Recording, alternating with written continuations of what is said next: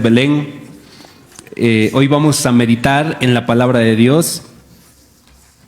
Ya estamos a medio mes de marzo y hoy hemos reservado un tiempo para reunirnos como iglesia, adorarle al Señor y escuchar también su palabra. Voy a pedirles que vayan buscando sus Biblias en el libro de Hechos, capítulo 16. Hechos capítulo 16.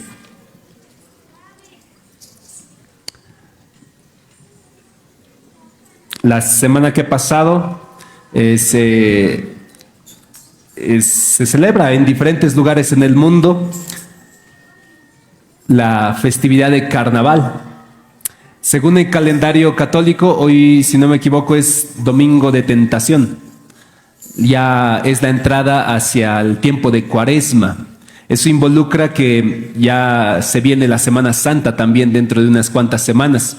Un tiempo de arrepentimiento. Les comentaba, ¿verdad? Después del Carnaval viene el Domingo de Tentación, luego viene el tiempo de cenizas cuando uno se arrepiente.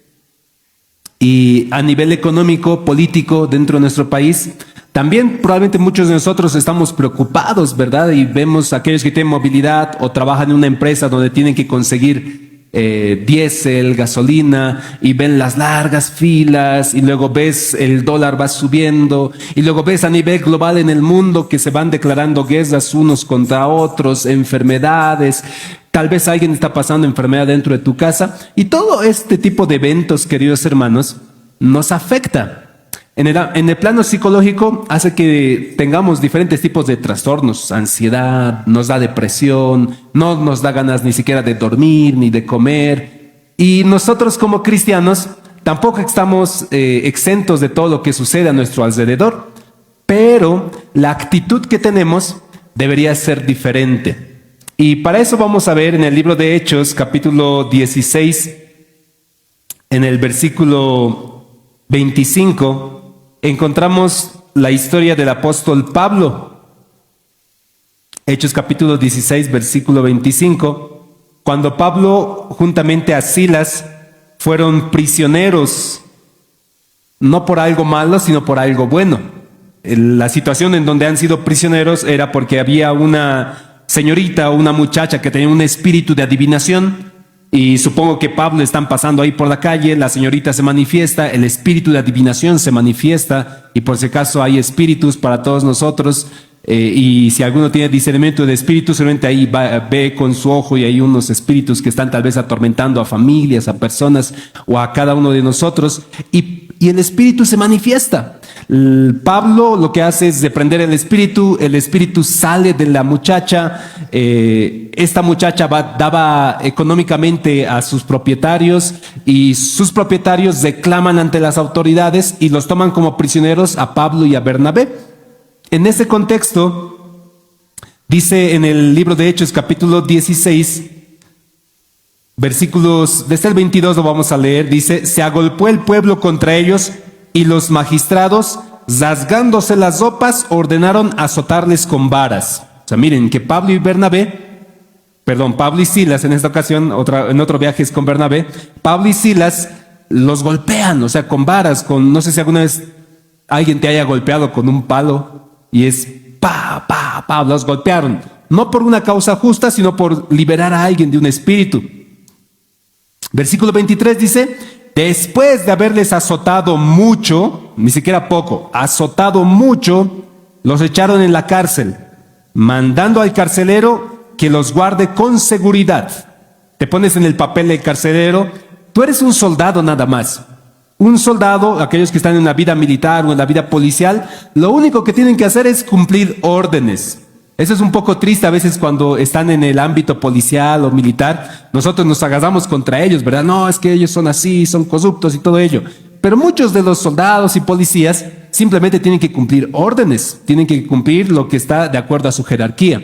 Y a estos hombres que llegan, Pablo y Silas, todos golpeados, todos maltratados, y la gente airada dice: lo quiero que la agarren y lo metan a la cárcel. El único deber que tiene que hacer el soldado acá es agarrarlos y en su autoridad tomarlos prisioneros, los pusieron en un cepo. En el versículo 23 dice: después de haberles atado mucho, Dice, le pidieron al carcelero que los guarde con seguridad. En el versículo 24 dice, el cual, recibido este mandato, les metió en el calabozo de más adentro y les aseguró los pies en el cepo. Cepo es como una especie de castigo que había en ese tiempo. Son unas maderas que les ponen tanto en los pies y también en la cabeza y en los cuellos, y está más o menos en esta posición Pablo y Silas. Imagínense ese día qué terrible para Silas, para Pablo, predicando el evangelio, dando señales, que espíritus se manifiesten, todo bien, el Señor está en su vida, son creyentes, son servidores del Señor, están predicando. No sé si alguno de nosotros cuando viene desgracia decimos, Señor, ¿por qué a mí? Imagínense a Pablo y a Silas. O sea, ellos están predicando, enseñando, son apóstoles llenos del Espíritu Santo, y en la noche, después de haber sido golpeados terriblemente, ahora están como encadenados en el cepo.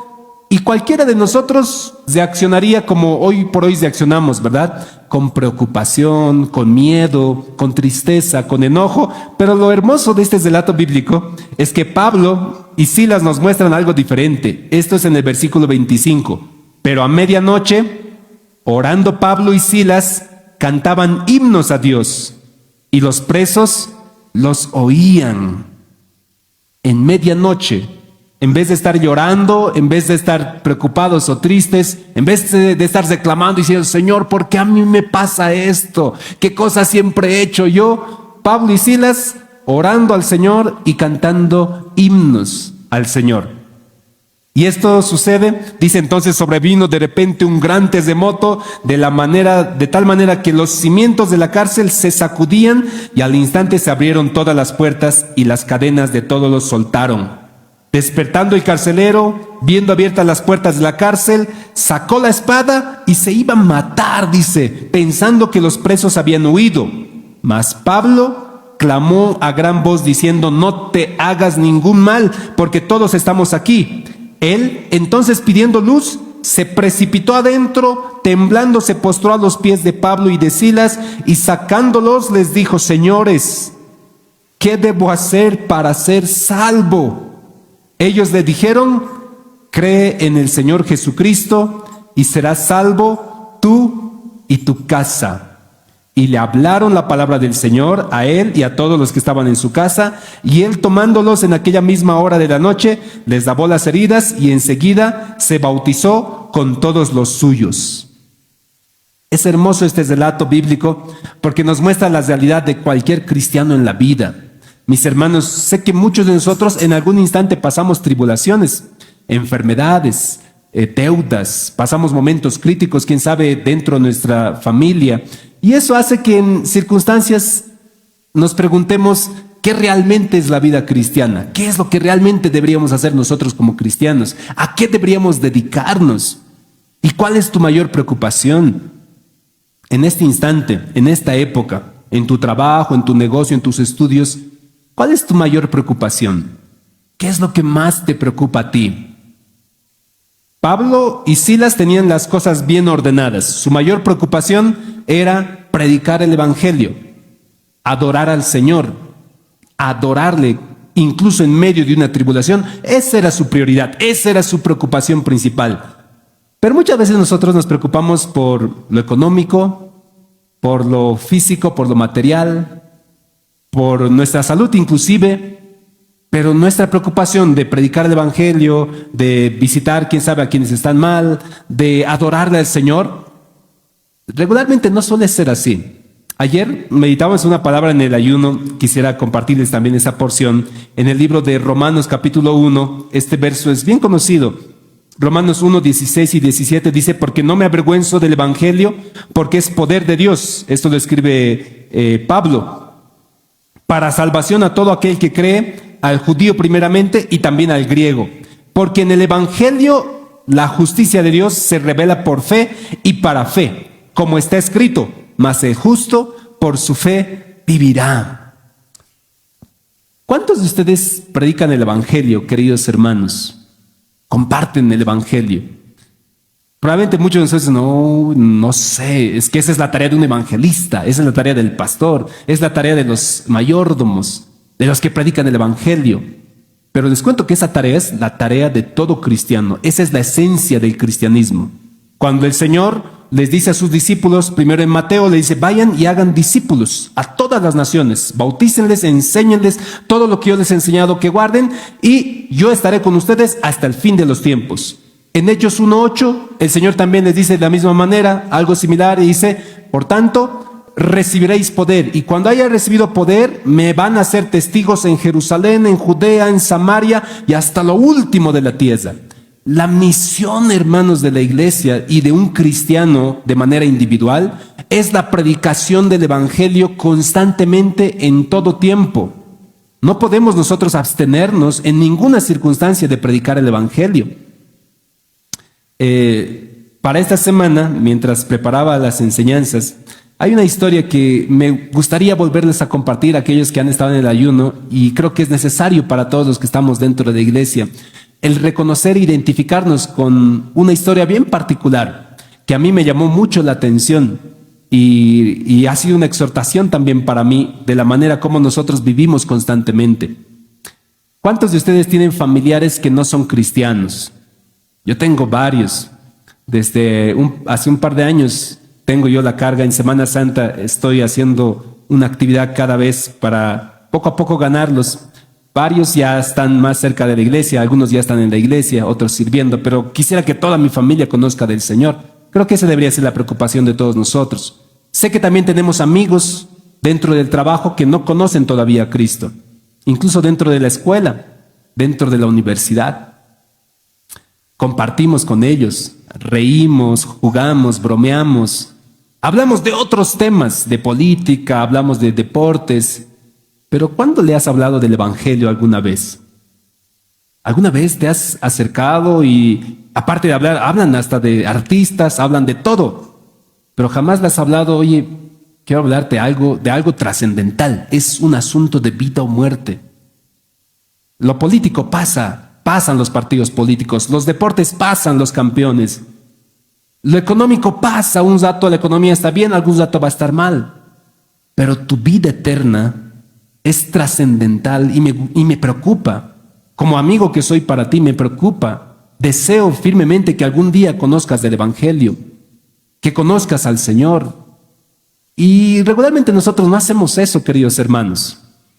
Si somos honestos, creo que en este instante debes tener alguna persona que se te viene a tu mente y debería preocuparte y decirte, oye, ¿por qué no le comparto yo a mi amigo?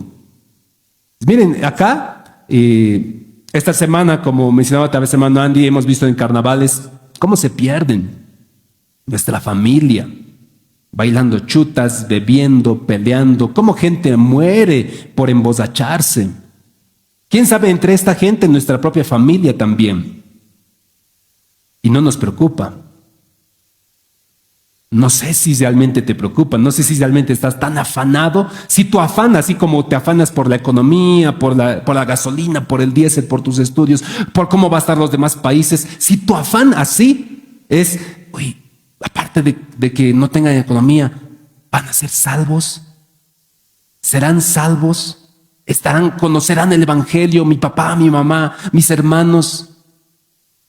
Les decía, hay una historia que me impactó. Yo no conocía sinceramente esta historia, y es la historia de un predicador en un barco muy conocido que se llama el Titanic. Ayer les contaba esto dentro del ayuno a los que han participado. Creo que hemos participado como 4 de los hermanos que veo aquí, así que la mayoría no conoce de esta historia, como yo tampoco la conocía.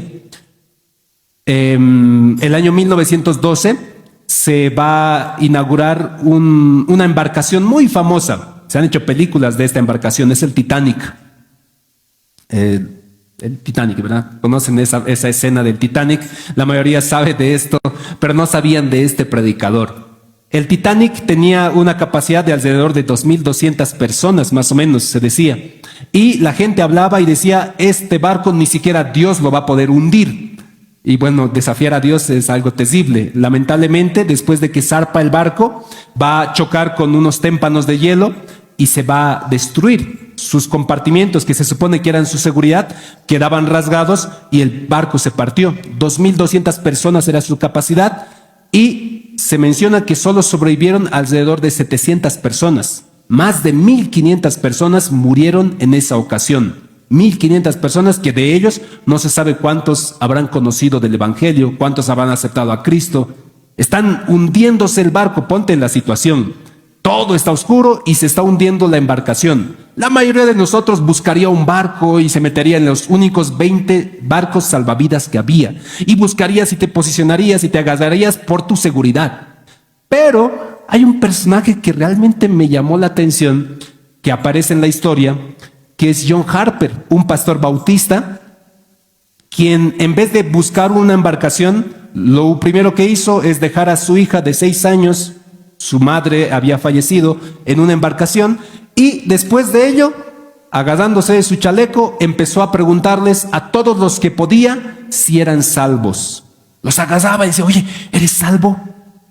Dice, no, cree en el Señor Jesucristo y serás salvo tú. Y buscaba a otro y le preguntaba, oye, ¿eres salvo? ¿Eres salvo ahora? Y le decía, cree en el Señor Jesucristo y serás salvo. Y mientras la embarcación se hundía, John Harper se estaba dedicando a predicar el Evangelio, a advertir a la gente acerca de su salvación y acerca de su muerte eterna. Entre ellos hay un testimonio verídico de uno de los que había aceptado a Cristo en su corazón en esa ocasión. El personaje se llama Águila Webb. 4 años después de que la embarcación se va a hundir, Águila Webb va a dar su testimonio en medio de la iglesia y dice, yo soy el último quien ha predicado John Harper. Cuando el barco se estaba hundiendo, yo estaba agarrándome de lo que se podía y una ola trajo a un hombre que estaba a punto de ahogarse y me preguntó y me dijo, ¿eres salvo? Y yo le respondí, no estoy seguro.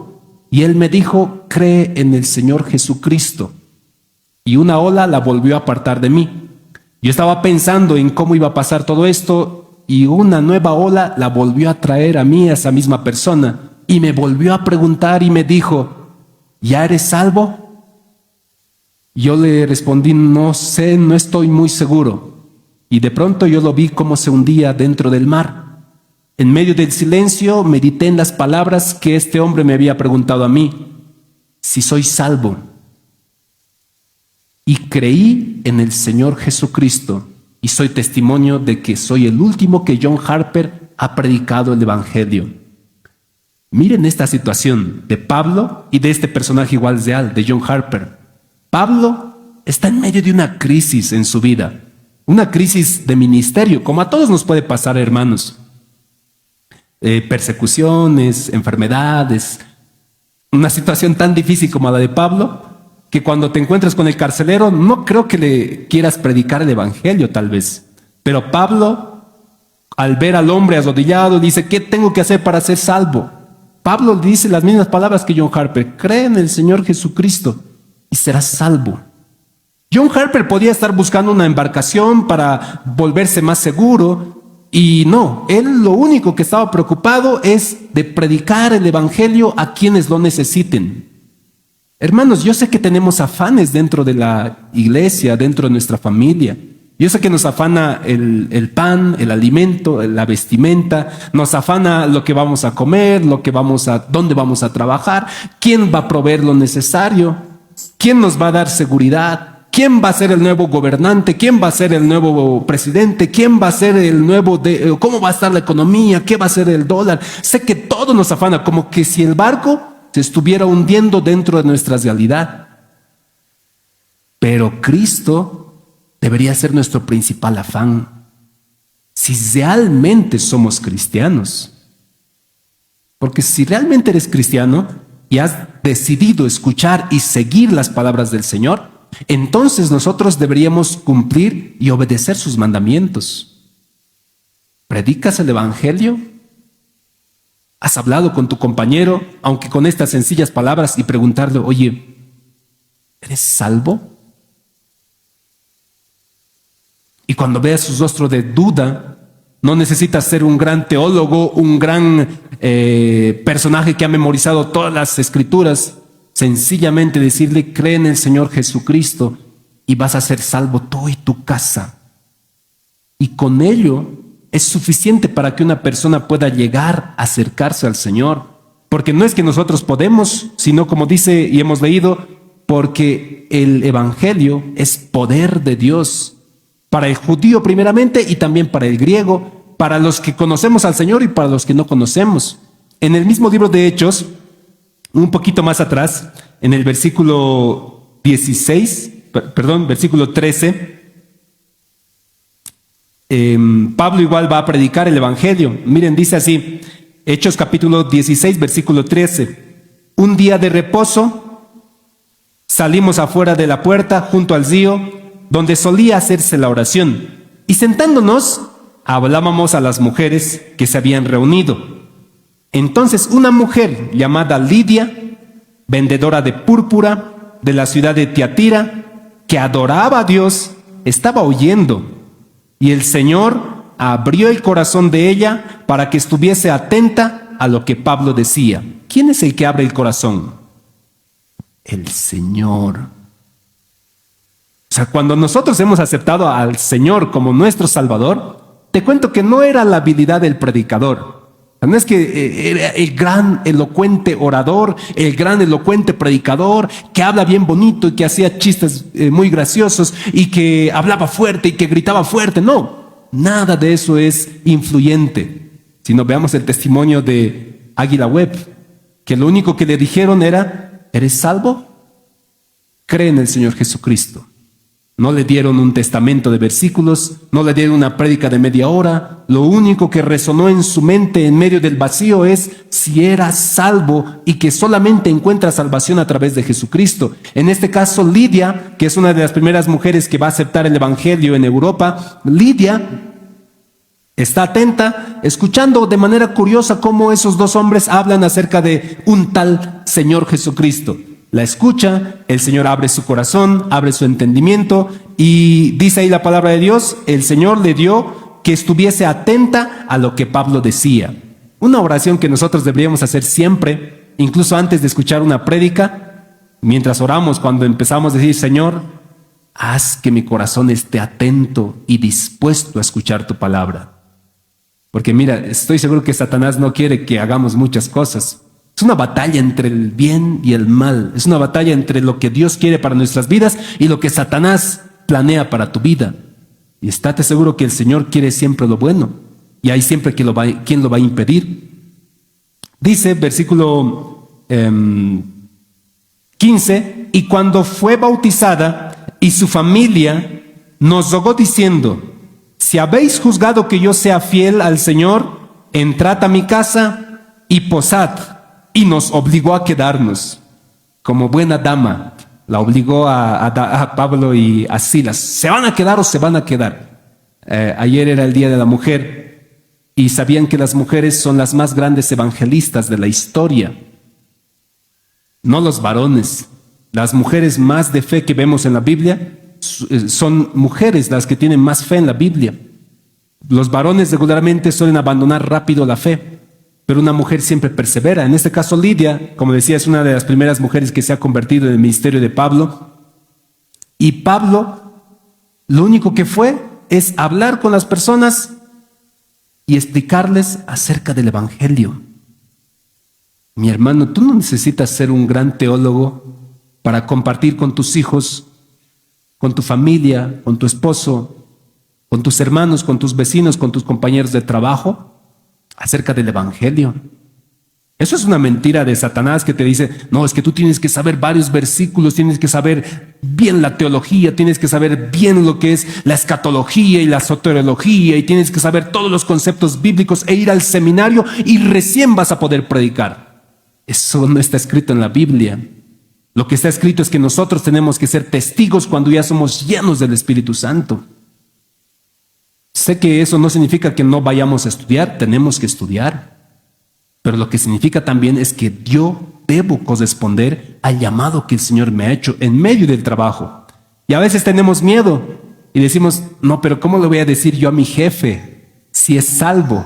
¿Se imaginan? Te pones ahí a tu director, a tu jefe, a tu profesor, a tu docente, preguntarle si es salvo.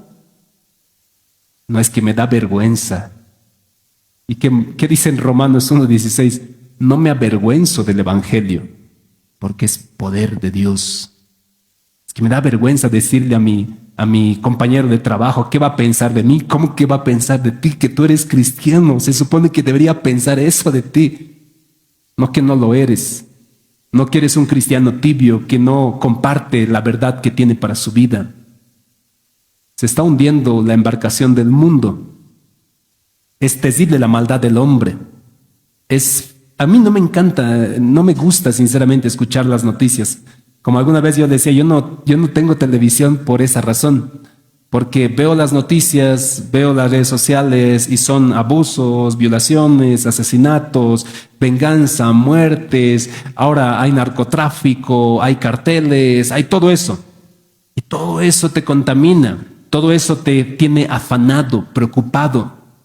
Pero preocupado no en las cosas del Señor, preocupado en las cosas de este mundo, preocupado de, uy, no, ¿cómo va a estar la economía? Uy, no, si vienen aquí los cárteles y van a matar a mi familia, uy, no, ¿y cómo voy a conseguir alimento? Eso te está manteniendo tan preocupado que tú te olvidas realmente de lo importante de la vida del cristiano. Pablo se podía preocupar de estar prisionero, pero él se preocupó por predicar el evangelio. ¿Saben por qué?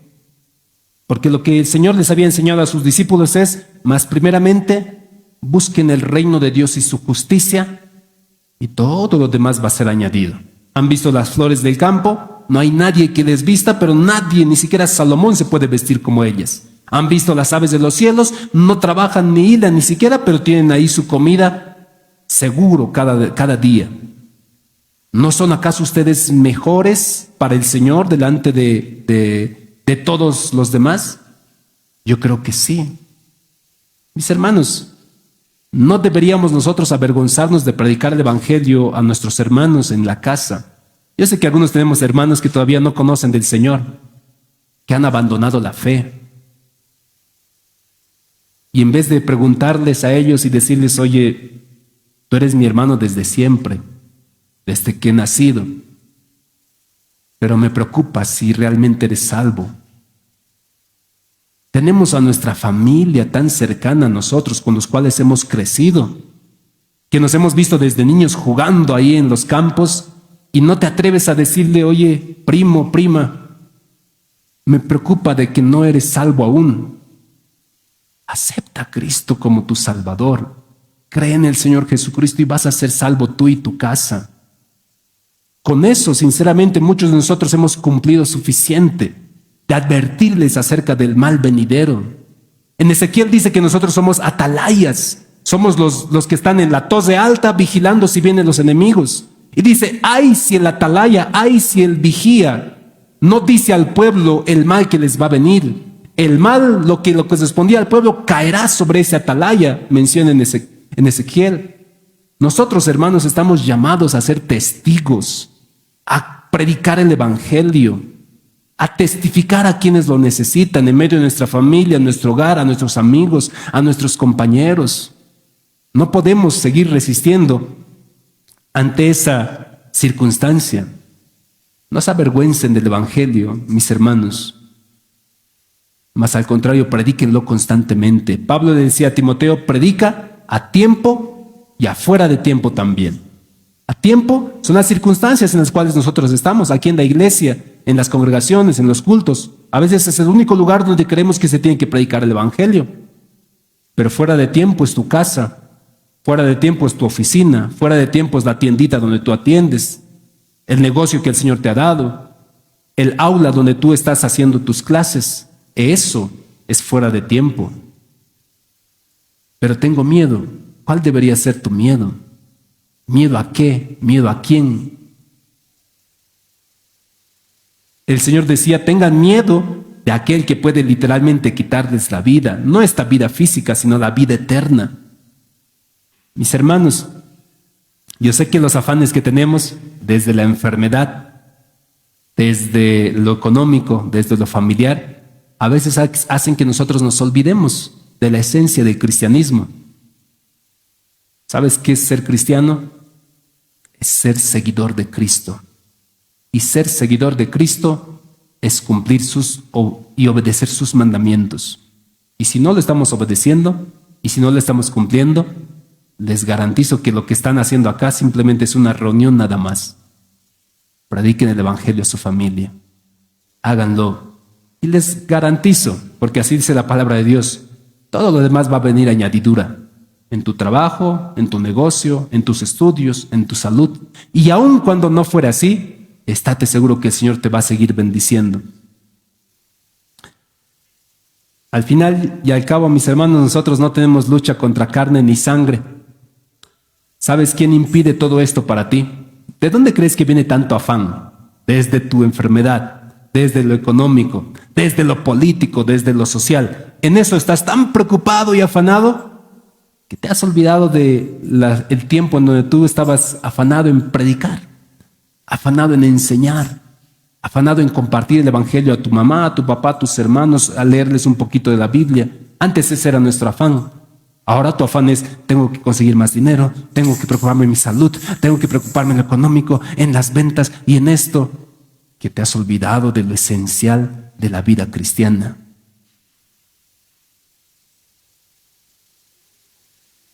Hoy vamos a pedir y agradecer también, porque quién sabe algún día un John Harper nos ha predicado a nosotros. ¿Recuerdas quién te ha predicado el evangelio? Hagan un poquito de memoria. ¿Quién ha sido ese personaje que algún día llegó a compartirte las buenas noticias? Probablemente muchos de nosotros ni siquiera recordemos quién es. Así como Águila Webb después se enteró que había sido el pastor John Harper en medio del mar. Pero ese día el Señor trabajó en tu vida, utilizando incluso instrumentos de vaso. Mira, si el Señor ha podido utilizar instrumentos de vaso para hacer una buena obra, nosotros también, hermanos, podemos ser instrumentos dentro de la iglesia. No se limiten, no digan que no van a poder. Yo les desafío el día de hoy en esta semana. Sé que en este instante el Señor durante la prédica te ha puesto personas en tu cabecita. Te ha puesto a tus compañeros de trabajo, te ha puesto a tus hermanos, a tu familia, a tu esposo, a tu esposa, a tus hijos. Acércate a ellos con autoridad del Espíritu, porque es poder de Dios. Y hazles las sencillas preguntas que John Harper hizo esa noche, y haz las sencillas preguntas que Pablo también hizo con el joven carcelero. ¿Eres salvo? Y ante ese silencio incómodo, tú di lo que dice la palabra. Cree en el Señor Jesucristo y serás salvo tú y tu casa. Nada más. Y después es el Señor quien empieza a convencer de pecado, a llevarnos a arrepentimiento, a cambiar nuestra vida, a obedecerle, a cambiar nuestro carácter, a congregarnos, a buscar de su palabra. Eso es lo que produce el Señor en nuestras vidas. Hoy vamos a orar, queridos hermanos, por nuestros familiares. También vamos a orar por nuestros afanes. ¿Con qué afán has venido el día de hoy?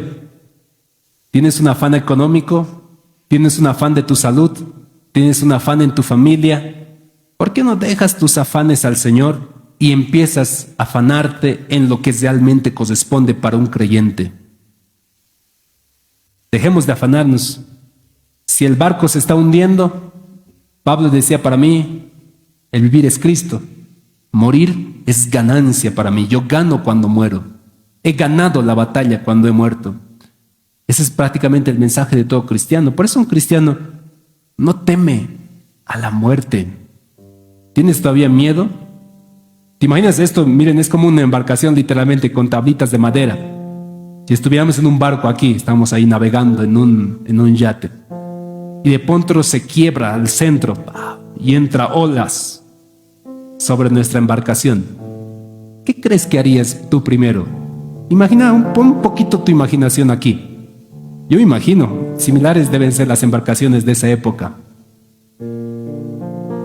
Probablemente muchos de nosotros busquemos algo donde agarrarnos, algo donde sostenernos, alguien sostenernos sobre alguien, ahogándolo a alguien. Pero me gustaría que muchos de nosotros seamos aquellos que nos preguntamos, oye, ¿eres salvo? La vida, mis hermanos, se va extinguiendo de muchos de nuestros hermanos, familiares, amigos, vecinos. Algún día el Señor nos pedirá cuentas de todos ellos. No estén seguros de que el Señor va a decir: no has podido predicar porque tenías miedo. Te voy a disculpar por miedoso que eres. El Señor nos va a pedir cuentas a cada uno de nosotros por aquella oportunidad en la cual tú podías predicarle el Evangelio a tu hijo, a tu hija, a tu papá, a tu mamá, a tu hermano, a tu hermana, a tu esposo, a tu esposa, a tus vecinos, a tus compañeros de trabajo. Cuando muchos en culturas diferentes, en el Asia, en el África, se les ha predicado el Evangelio, muchos de ellos solían responder y decían: si esto es verdad, lo que nos han dicho acerca de Jesucristo y la salvación, ¿por qué han tardado tanto para venir a predicarnos? Creo que un momento tesorífico que deberíamos imaginar es aquel día en el cual venga el Señor con su juicio, si es que el Señor nos da la misericordia de estar en su presencia. Y si tal vez el Señor nos da la tristeza de ver a muchos familiares que no les hemos podido predicar el Evangelio, yo creo que el contacto visual que tengamos con ellos va a ser tan incómodo, porque podíamos haberles predicado el Evangelio y no lo hemos hecho. No se avergüencen, queridos hermanos. Finalmente no te quita nada. O sea, predicar el Evangelio a tu vecino, ¿qué te va a decir? ¿Te va a mirar mal? ¿Le estás ofreciendo droga? ¿Le estás ofreciendo algo malo? Estás ofreciendo la oportunidad de vivir eternamente en Cristo. No le estás ofreciendo una religión, porque religiones hay a patadas en el mundo. Le estás ofreciendo la vida eterna para su vida. Y aquellos hermanos que hoy tal vez no están seguros, yo les pregunto: ¿eres salvo? ¿Estás seguro? Cree en el Señor Jesucristo, arrepiéntete de tus pecados y serás salvo tú y tu casa. No necesitas nada más. Lo demás vendrá por añadidura. El seguirle al Señor, el adorarle, el servirle, el predicar su palabra, va a venir por añadidura. Pero primero, acepta a Cristo como tu Salvador. Reconoce tus pecados, arrepiéntete de ellos. Porque al Señor no le agrada lo maligno, que desobedezcamos. Al Señor no le agrada y no se jacta cuando nosotros caemos. Más al contrario, dice que el Espíritu se entristece cuando nosotros abandonamos la fe. Y lo que Él espera siempre es nuestro arrepentimiento e intercede por nosotros. ¿Has caído en esta semana? ¿Te has apartado de la fe? ¿Has dudado del Señor? Arrepiéntete de tus pecados. Cree en el Señor Jesucristo y serás salvo, tú y tu casa. Vamos a orar. Yo sé que muchos quieren orar, quieres coser al altar. Y vamos a agradecer al Señor en este día.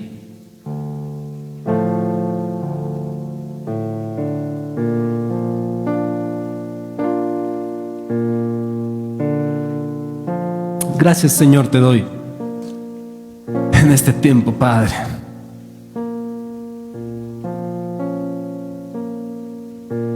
Hoy nos acercamos a ti, Señor, para que tú perdones nuestros pecados, nos capacites, Señor, y nos llenes de tu Espíritu Santo.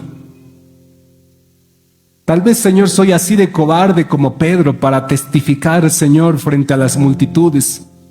Pero cuando